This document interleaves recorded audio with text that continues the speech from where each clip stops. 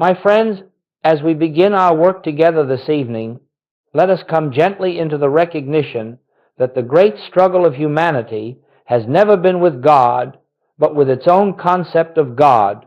For centuries, men and women have knelt in sincerity, in devotion, in longing, and yet have cried out in frustration, "Why are my prayers unanswered?" And the answer is as simple as it is profound. We have prayed to a God who is not there, not because God is absent, but because the God we have addressed is a God of our own imagining, external, distant, withholding, reluctant, everything the divine presence is not. The central mistake of human prayer is the belief that God must be informed of our need, persuaded into action, or moved by our pleading. But I say to you, the moment you ask God for something, you have already stepped out of spiritual reality. You have declared, without knowing it, that you and God are separate. You have assumed that God possesses what you lack. And in that one assumption, you have created the very barrier that makes your prayer fruitless. You see, prayer is not the means by which we draw God's blessings down to earth. Prayer is not a transaction between the needy and the divine. Prayer is not a request. True prayer, spiritual prayer, is the opening of consciousness to the presence that has never withheld anything, the presence that is the life and substance of your own being. I would like you to understand this with great clarity. When you ask God for anything, you are praying as a beggar. When you recognize God as the infinite activity of your own consciousness, you pray as the Son of God, and only the prayer of the Son can be answered, for it is not a prayer to get, but a prayer to behold. It is the prayer that acknowledges, the Father and I are one. All that the Father hath is already mine. We are not here tonight to learn how to make God work for us.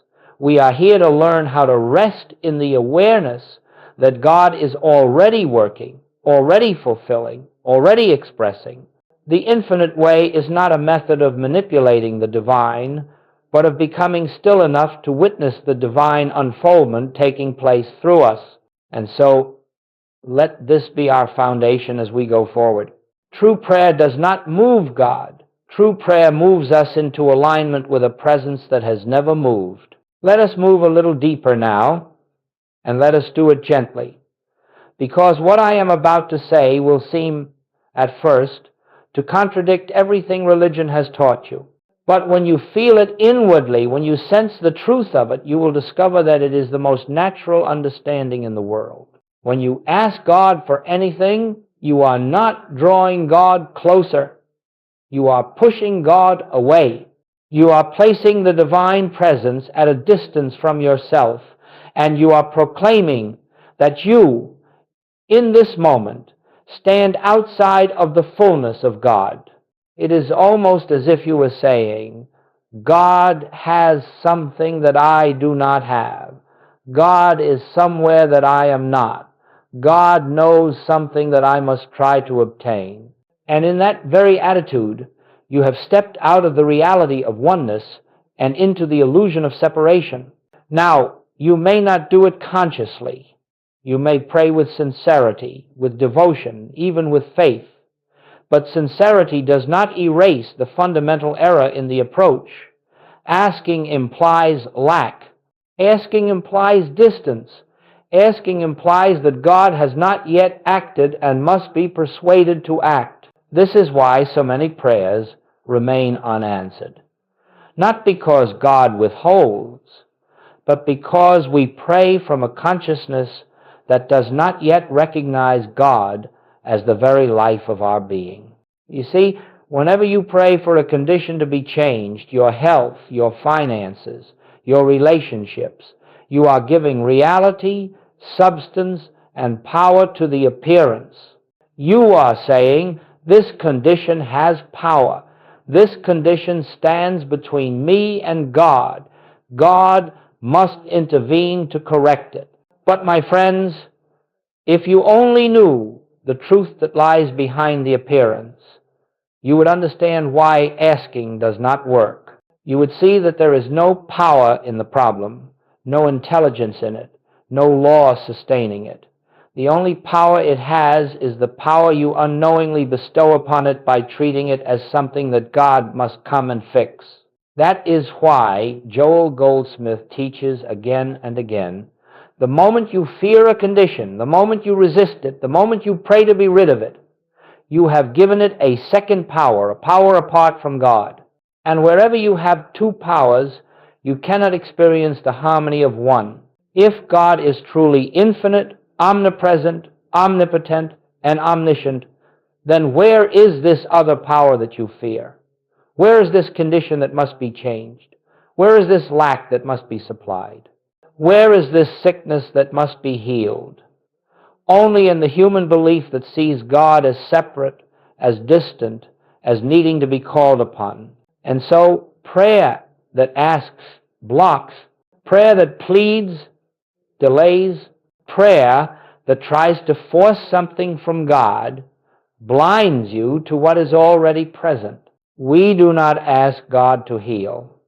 We recognize the presence that is health. We do not ask God to provide. We acknowledge the infinite source that is supply. We do not ask God to fix a relationship. We behold the spiritual identity that already is whole. Nothing is added. Nothing is removed. The prayer is not a request, it is a recognition. And when you recognize, something remarkable happens. You stop approaching God as a needy creature and begin resting as the instrument through which God expresses. That shift, subtle, inward, wordless, is the doorway to all spiritual demonstration. Now let us come to one of the most misunderstood statements ever uttered in Scripture, though it stands openly before every seeker who has ever reached for God. Your Father knoweth what things ye have need of before ye ask. My friends, consider what that means. If the Father already knows before you ask, what purpose is there in asking? If the divine presence is already aware of every need, physical or emotional, mental or spiritual, then the moment you kneel in petition, you are acting as though divine intelligence requires your instruction. And so, let us pause. Let us breathe that truth gently into our awareness. There is a presence within you that knows your need before you speak it, before you formulate it, even before you become aware of it. When you pray from the standpoint of lack, you contradict this truth. When you attempt to outline to God the nature of your need, when you say, Father, I need health, or I need supply, or I need peace, you are assuming that the infinite presence has overlooked something in its own creation and must be reminded by you. Yet the entire message of the infinite way is that God has already established within your consciousness every form of good you will ever require. It is there spiritually, invisibly, intact, awaiting recognition. Not awaiting request, awaiting recognition. Let me illustrate this gently. When you wake in the morning, you do not ask the sun to rise. The rising of the sun is already established. You simply open your eyes to behold it. In the same manner, supply is already present. Harmony is already present. Guidance is already present. Healing is already present. And your prayer is not an attempt to create these things, but to open the inner eye that sees them. You cannot bring God into your experience by pleading, because God is already the very life that animates your being. You cannot persuade God to give, because God has never withheld. You cannot awaken divine love, because divine love is the substance of your existence. All that you seek is already present in the depths of your consciousness, and the only veil that hides it from you is the habit of turning outward to a God conceived as separate. Joel Goldsmith said it plainly. The moment you seek God outside yourself, you lose the God who is within. Not because God departs, but because your gaze has turned away from the secret place where God reveals God's self. To pray rightly, then, is not to inform God of your need, but to acknowledge that the Father within is already fulfilling every need, not as human conditions, not as improved circumstances, but as the activity of a presence that knows no absence, no lack, no limitation. And so, when we come to prayer, it becomes a quiet resting. Father, I do not need to tell you my need. You know it, and you are fulfilling it now, not because I ask, but because it is your nature to express your infinite completeness through me. In this recognition, prayer ceases to be a request and becomes a beholding. It becomes the sacred moment in which we see that everything needed for this day, every answer, every provision, every harmony is already established within the very consciousness we call I. Let us look now with a clear and gentle eye at the real reason supplication, begging, pleading, imploring fails to bring spiritual answers. It is not because God refuses to respond, nor because divine love withholds any good. It is because the very attitude of supplication arises from a consciousness that has accepted separation, and separation is the only illusion that can block the flow of grace. When you kneel before God in fear and say, Father, give me health, you have already accepted the premise that sickness stands apart from God and must be overcome by divine action. But in that single belief, you have unknowingly created two powers, a power in God and a power in the condition. The moment you grant reality to the condition, the moment you feel that it is something God must conquer, you have stepped outside the one power that alone governs all spiritual demonstration. You may not mean to do this. Your prayer may be filled with sincerity, devotion, even desperation, but the spiritual law is impersonal. Whether you recognize the truth or not, whatever you fear, you empower. Whatever you resist, you strengthen. Whatever you pray to change, you declare to be real. Now consider supply. When you pray for money, when you plead for employment, when you say, God, send me what I lack, you are affirming without ever intending to that lack is real and present. You are giving substance to the appearance, you are clothing the illusion with your belief, and you are approaching God with the hidden assumption that divine love has somehow neglected its own creation. And in that inner posture, the sense of lack is not dissolved, it is multiplied. This is why you must understand, supplication is not a spiritual act. It is a human response based on fear, and fear is the one veil that blinds you to the presence that has never left you. You see, every plea to God carries a subtle confession. I do not yet believe that the Father within is enough. I do not yet trust the completeness of the infinite presence. I still see myself as a separate creature struggling my way toward God. And the moment you see yourself as separate, the moment you imagine God as distant, your prayer becomes an echo in the empty chambers of the human mind rather than an opening into spiritual realization. Let me say this plainly. You cannot pray from fear and expect the fruit of peace. You cannot pray from lack and expect the awareness of abundance. You cannot pray as a beggar and awaken as a son. The nature of God does not change because you pray.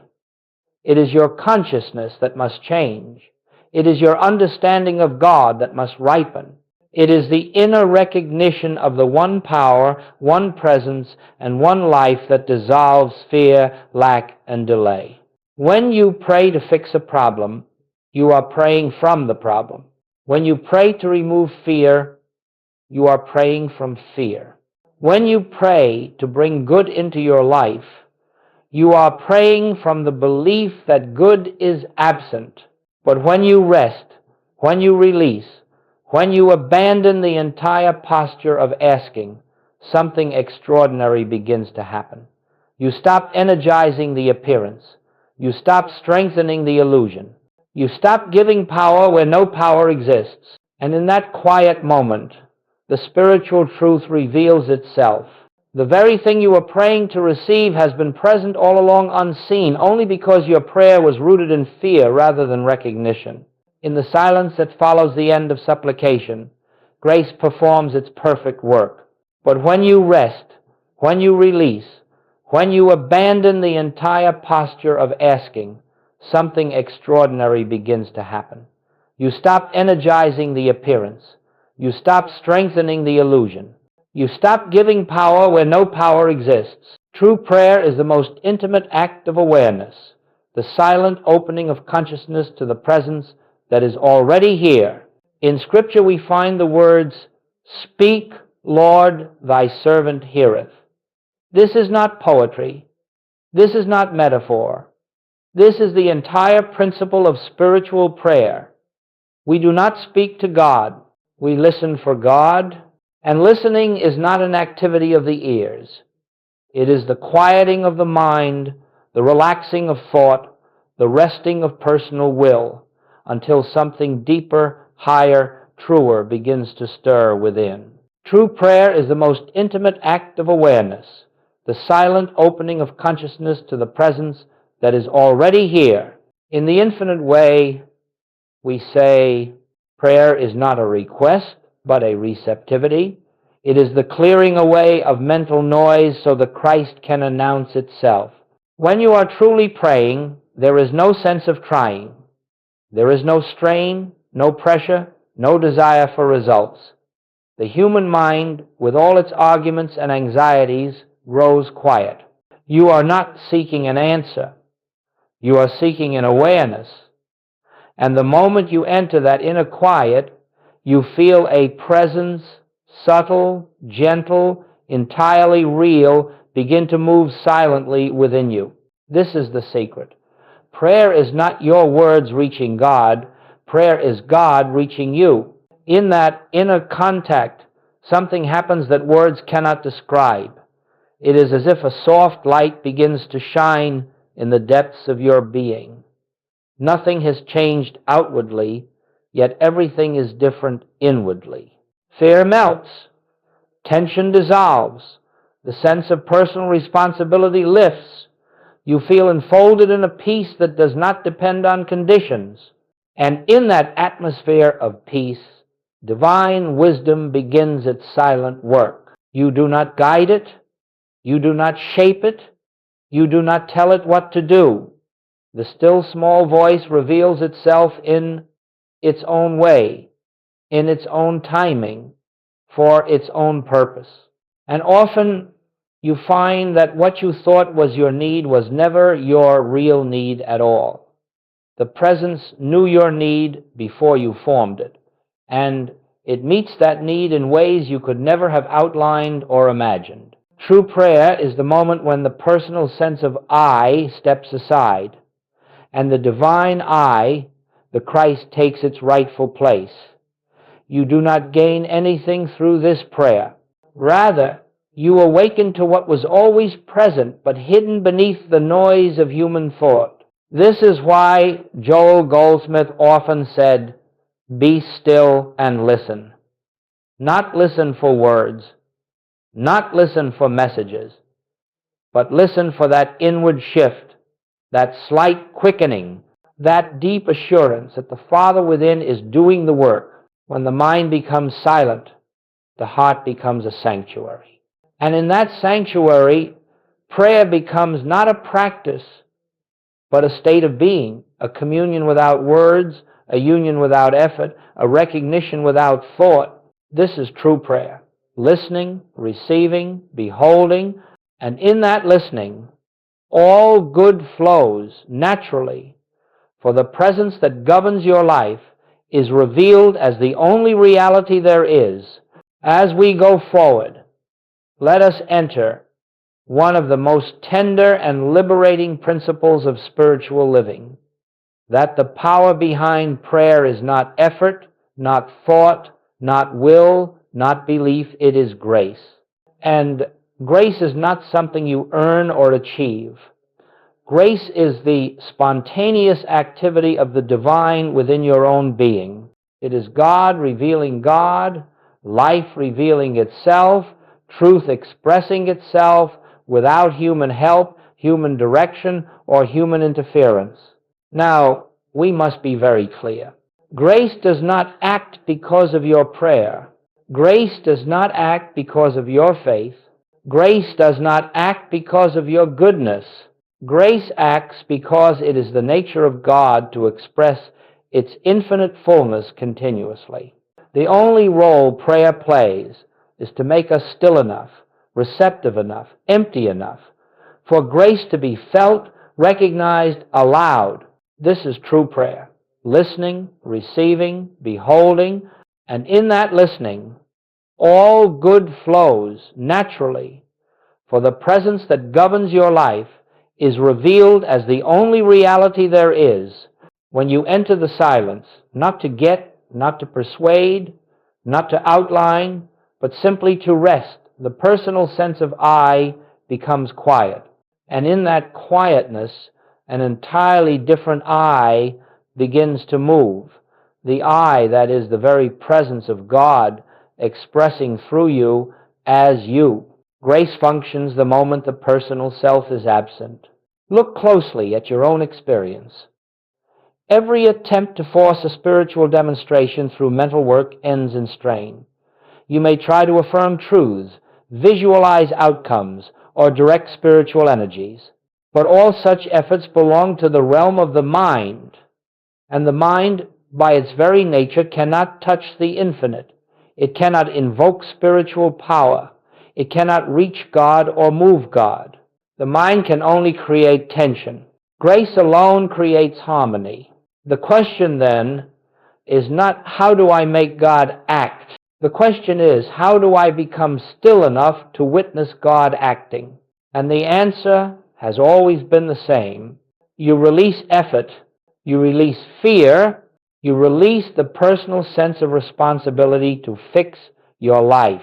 You release the belief that things must change outwardly before peace can arise inwardly.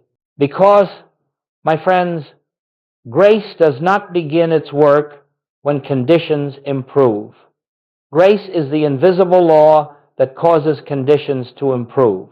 The activity of grace is not visible to the human eye. It works in the quiet recesses of consciousness. It works beneath thought. It works behind the scenes.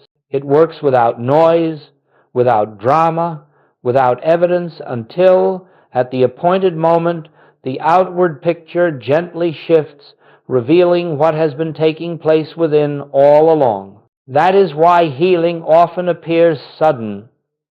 That is why supply often comes unexpectedly. That is why relationships harmonize in ways no human reasoning could have predicted. It is not that God suddenly intervened. It is that you became quiet enough to let grace fulfill what grace had been fulfilling all along. In true prayer, we do not direct spiritual law. We yield to it. We do not compel God.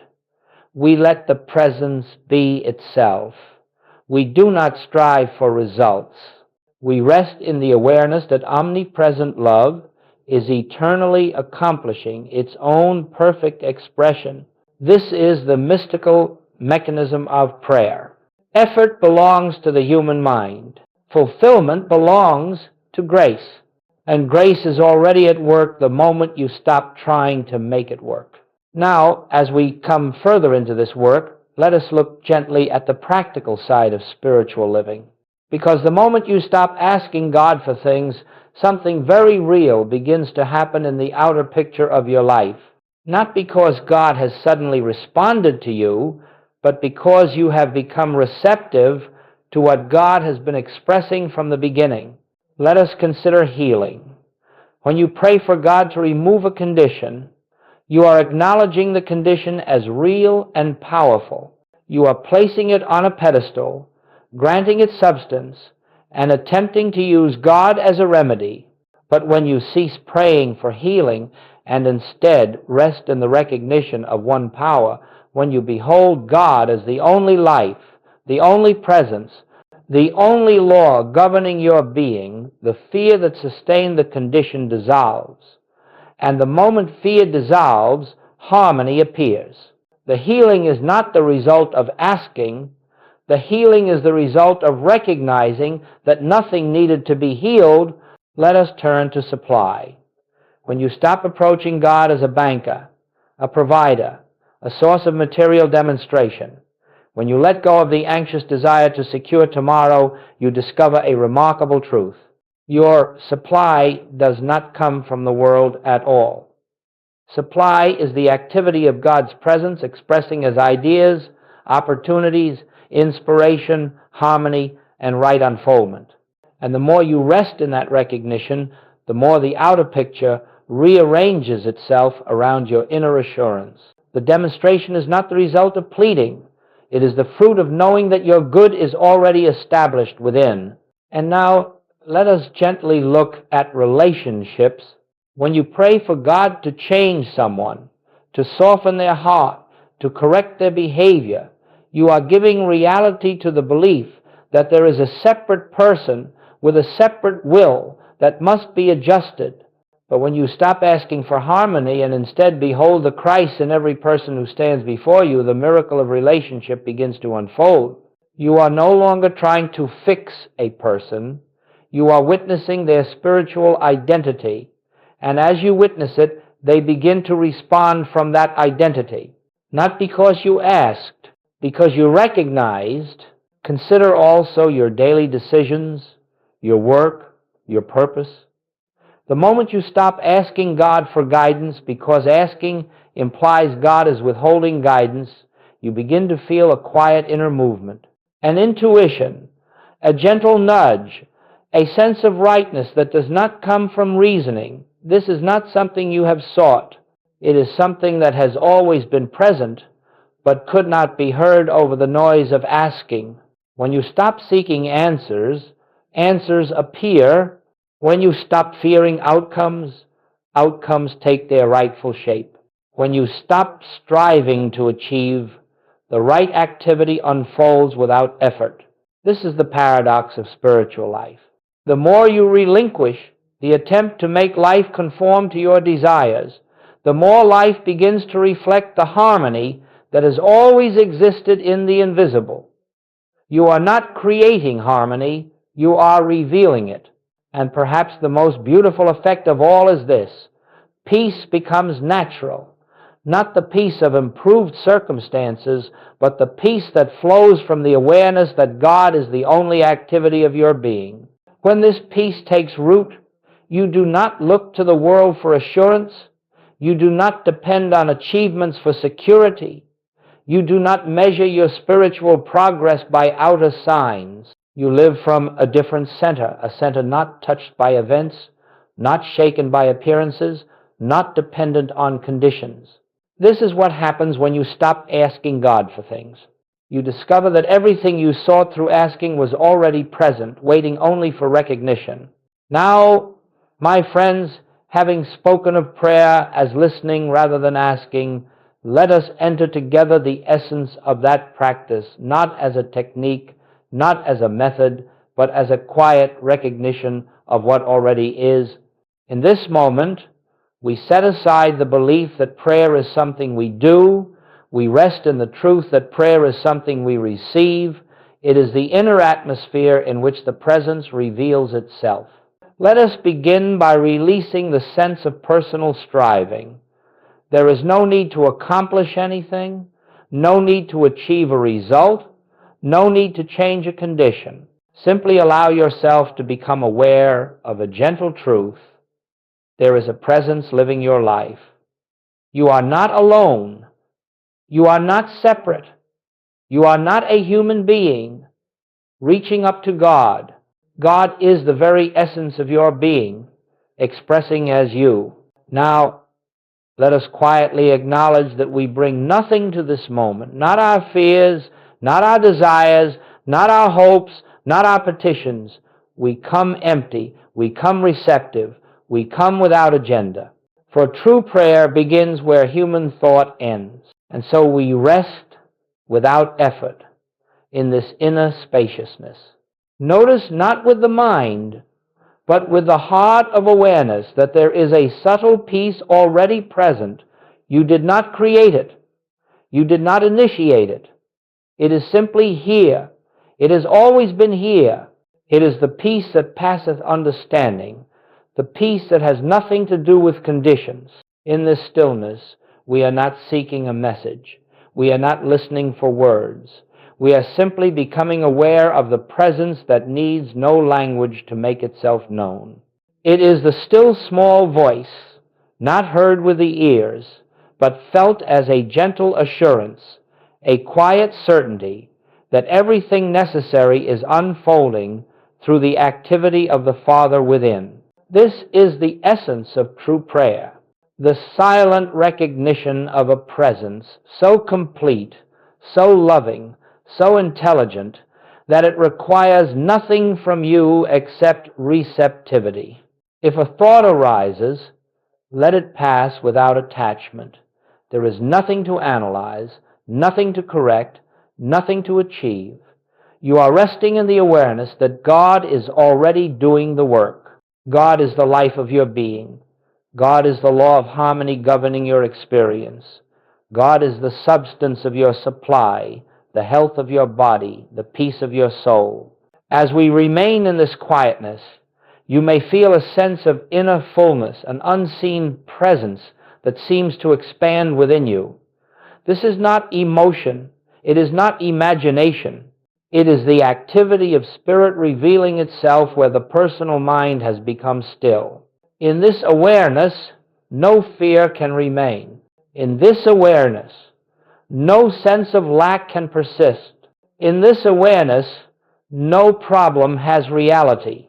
Not because you have solved anything, but because you have come into alignment with the one who solves all by the simple fact of its being. Let us rest a little longer in this recognition.